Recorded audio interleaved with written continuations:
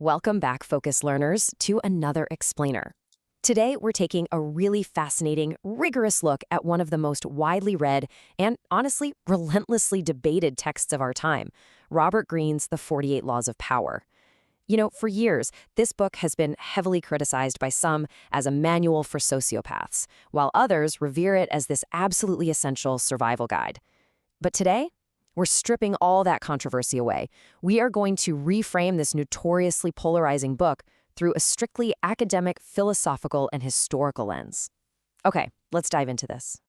And that brings us right to the core philosophical debate we're tackling today. Think about it.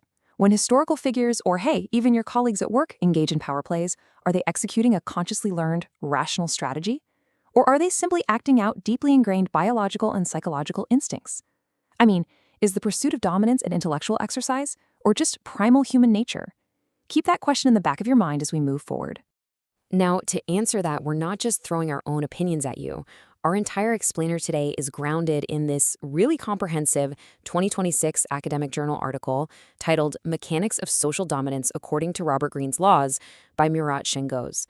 Published in the International Journal of Academic Management Sciences, this paper actually treats Greene's work not as a self-help manual, but as an empirical reflection of human behavior, institutional dynamics, and sociopolitical control. So here's our roadmap. We'll start with the nature of power, then decode Greene's specific methodology. From there, we'll break down three distinct themes: the art of perception, navigating strategic alliances, and the mechanics of dominance. Finally, we'll wrap up by looking at power as a morally agnostic force. All right, Section 1, the nature of power. Instinct versus intellect. Are we consciously learning how to wield influence, or is it just deeply embedded in our biology? What's truly fascinating here is how this source paper links Greene's modern laws to classical philosophy. Greene didn't just invent these concepts out of thin air, right? He basically cataloged them. Aristotle posited that humans are fundamentally political animals, naturally inclined to establish hierarchies. Thomas Hobbes argued we exist in a state of perpetual competition. Nietzsche proposed that the will to power is a primal human drive. And Michel Foucault? He showed how power operates within institutional structures, way beyond just individual ambition.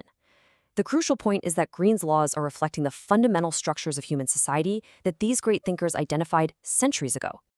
Understanding that history brings us to Section 2, decoding Greene's methodology, the 5-part framework. We're going to deconstruct exactly how he makes these ancient concepts feel so universally applicable today.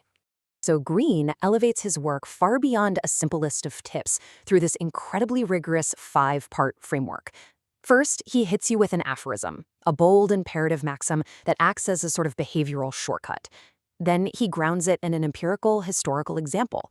Third, he applies psychological insight, tapping into cognitive bias theory and human behavioral tendencies.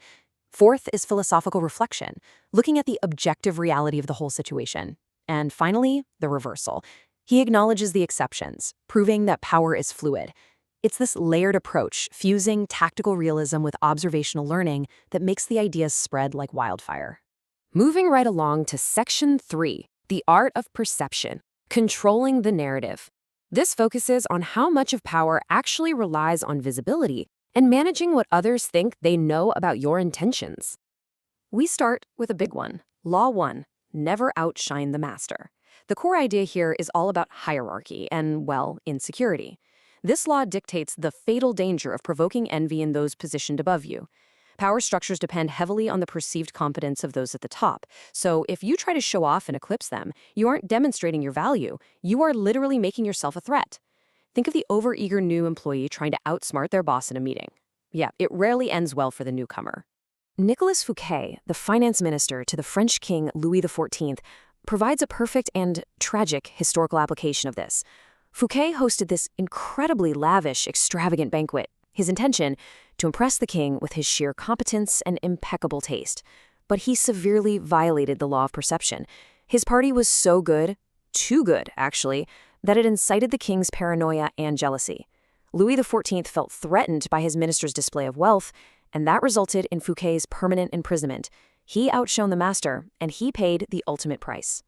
And that idea of managing perception builds perfectly into Law 3, conceal your intentions. Our source paper compares this directly to Sun Tzu's ancient military philosophy in The Art of War, which heavily stresses deception for victory. Because think about it, if people don't know what you're doing, they can't plan a defense against it. The paper highlights Otto von Bismarck, the German statesman who successfully concealed his true motives during the unification of Germany, just brilliantly misdirecting his rivals. Whether it's 19th century European politics or ancient Chinese warfare, the universal application of hidden motives is a massive tool.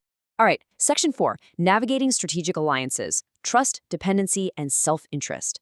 Let's see how social bonds and structural dependencies dictate who actually holds control. Check out Law 11, Learn to keep people dependent on you. The concept here is pretty simple but powerful. Making yourself indispensable is the ultimate safeguard against betrayal. If other people require you for their success, their security, or their wealth, they simply cannot afford to cross you. It's structural. Dependency grants control. The Medici family in Renaissance Florence, they are a perfect historical blueprint for this very law. They didn't just rule through military might, they totally dominated Florence's intellectual and political elite through patronage. By controlling the flow of resources, they ensured that the greatest artists, scholars, and politicians relied entirely on them. They built a structural dependency that made their influence practically untouchable. This structural control is deeply tied to Law 13. When asking for help, appeal to people's self-interest, never to their mercy or gratitude. The academic paper connects this straight back to philosopher Thomas Hobbes and his concept of psychological egoism. That's the idea that humans are fundamentally driven by their own survival and benefit. If you want a strategic alliance, don't remind someone of a past favor, show them exactly how helping you will enrich them right now. Which brings us to Section 5, the mechanics of dominance, action over argument. This is where we examine the often ruthless physical execution of power in real-world dynamics. That ruthlessness is perfectly captured in Law 9, win through your actions, never through argument. The definition here dictates that verbal persuasion often just breeds resentment. People really don't like being talked down to or proven wrong in a debate. However, a physical demonstration fosters undeniable respect. Action is visceral. Argument is just noise. The infamous rivalry between Thomas Edison and Nikola Tesla brilliantly illustrates this point. During their fierce competition over electrical systems, Nikola Tesla tried to verbally and scientifically defend alternating current. Thomas Edison, however, opted for action. To prove the supposed dangers of Tesla's system, Edison publicly electrocuted animals. Now, from a purely clinical standpoint of social dominance, Edison's visceral, physical demonstration was historically undeniable in swaying public perception over Tesla's logical arguments. But hey, dominance isn't always aggressive. Look at Law 22, the surrender tactic. Sometimes yielding is literally the most powerful move you can make. The paper roots this in Taoist principles of effortless action, yielding to survive and turn the tables. In 1812, instead of directly engaging Napoleon's superior French army, Russia executed a strategic retreat. They surrendered territory, drawing Napoleon deeper into the country until the brutal Russian winter decimated the aggressive forces. Yielding, paradoxically, became a massive display of dominance. Finally, we reach Section 6, a morally agnostic force, structural realism. To really grasp these concepts, we have to reframe how we look at power entirely. The paper summarizes this beautifully. Power is neither inherently good nor evil. It is merely a tool. To wield it effectively, one must first understand its mechanics. So the crucial takeaway is that studying power is much like studying pathology or physics. It requires objective, clinical observation. Greene's realist approach doesn't ask what should people do. It observes what do people do. It examines power as it is actually practiced, completely stripped of moralizing. In summary, the academic paper concludes that the 48 Laws of Power represents a massive convergence of disciplines. It's a hybrid epistemology. It's not just a standalone book of tricks. It's a multidisciplinary mirror reflecting human social organization.